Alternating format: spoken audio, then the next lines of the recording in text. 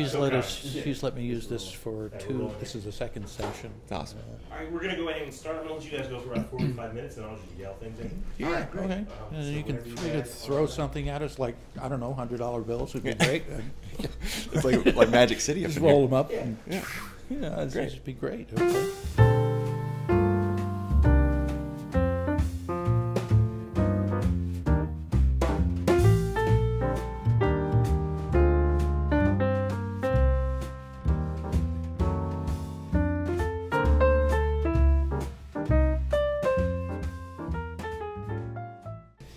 So, thank you, Josh, for being here. I appreciate you taking the time to talk to me. Thank you for I having want me. to throw something out at you and get your reaction, actor to actor. So, this is something that I wrote down about my sense of going into an audition. And it says, it's not about me, it's about my work as an actor. I was invited to audition.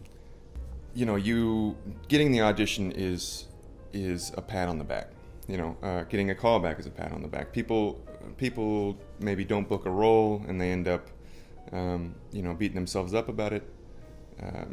But you know, that thing is a step in the right direction. Getting that audition, getting that work it's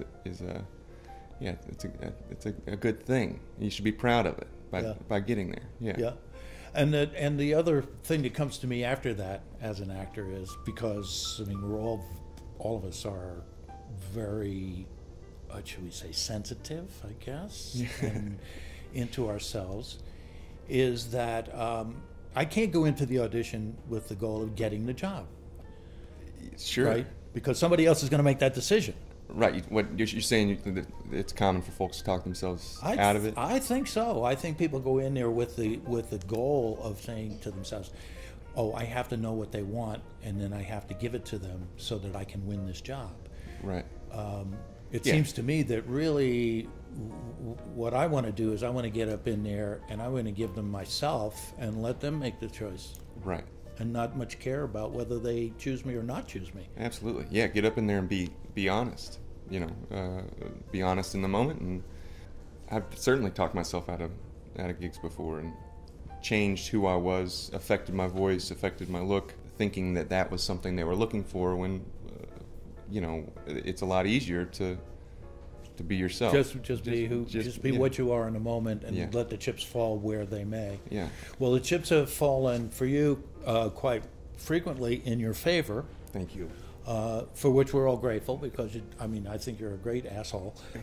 Thank you. Yeah. Even though you're not. But it gives you an outlet for whatever that is in you that gives you that drive, and it comes across really very realistically and in some cases terrifyingly.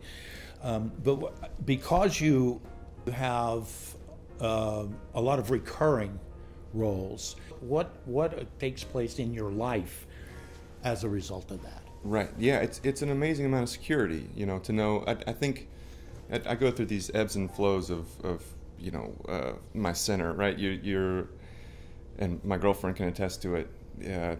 You have a job and you have that thing to look forward to. You have that thing to prep for.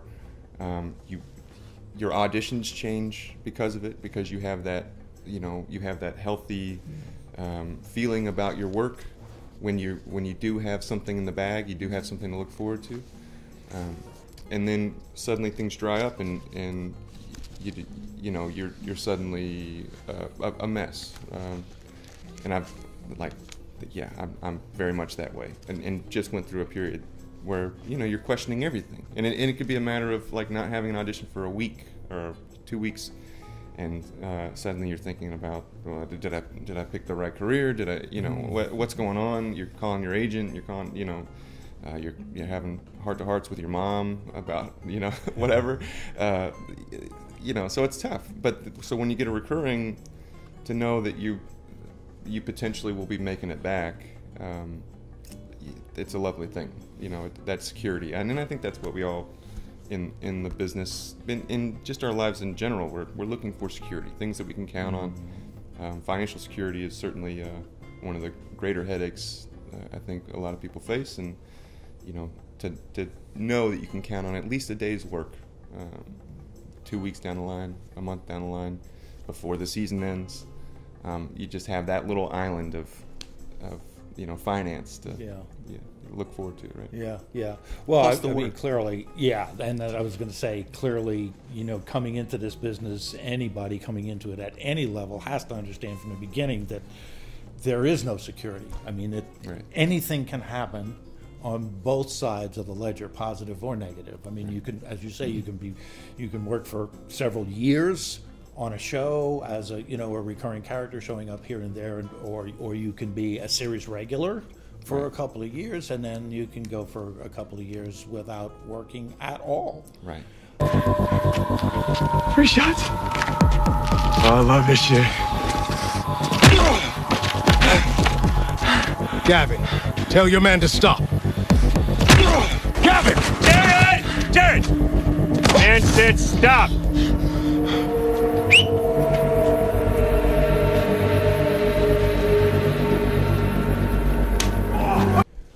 Share with us some of the techniques or some of the coping mechanisms you have for those lulls, valleys, if you will.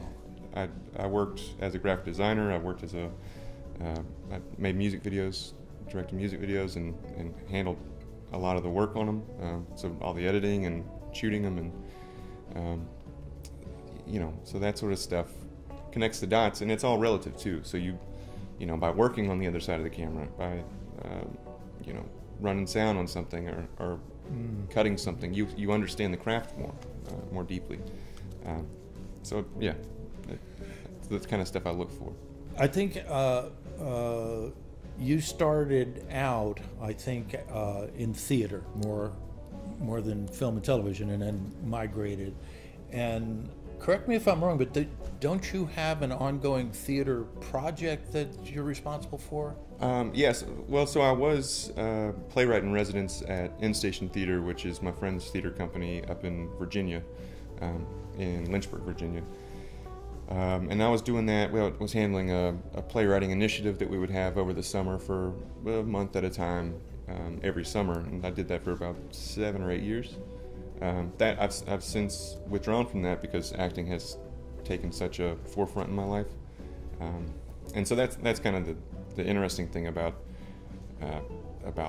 this business is you're fighting so long.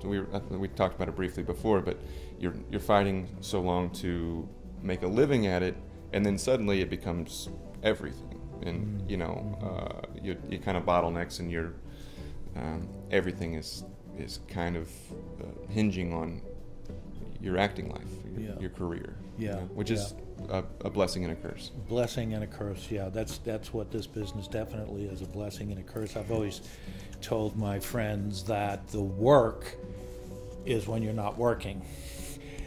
And the play is when you've got the job and you're actually expected to perform. That's the play piece. And the rest of the time is the work time to try and keep yourself sane. And as you say, I many times have thought to myself, why is a grown man spending his life trying to pretend to be someone else? That's sick. There's something wrong with that. Well, you're connecting with other people. And truly, it's not pretending to be someone else. It's really sharing myself in a different way, of course. Exactly. I mean, I get that, but that little negative guy who's on my committee is like, hey, you know what? You could be doing something else and making a buck, you dope. Yeah. Well, that guy probably works at he's probably a machinist, and he's doing this all day. Right. I've done that. And he's like, right. Yeah. And I don't like it. Yeah, exactly. All right, so, usual rate? I don't think so, man. 100 doesn't seem like enough. All right. How much? Another 50? Another 100? You're a real tough negotiator, Bills. Mama didn't raise no fool, Yeah. So let's do a little bit of Jeopardy. Sure. Okay. So I'll give you an answer. Okay. And then you give me the question too. Great. Okay. So the answer is Josh's Garage. What is a project, an Instagram project I started that coincides with my work on this Mustang I'm working on. Yeah. The Mustang. So that's what that's about. How the Yeah. hell did he get on your front porch? That's what I want to know. Well, I got so I started doing the thing. I did one episode of it, just kind of for fun, because I was cleaning nuts on my back porch. Because you start taking this stuff off, and so I was cleaning my nuts, and I thought that was pretty funny. I'm like a 8-year-old at heart or whatever. And so I threw that thing up on Instagram. I got a lot of reaction to it, and then I thought, okay, this is pretty fun. And now I'm doing them, kind of weekly. I don't know when it's going to be completed, so we could count on a lot of Josh's garage. There's plenty of material to be mined. It's cool. there. Well, it's cool. It's entertaining. I enjoy it. Thanks. Thank I you. enjoy it a lot.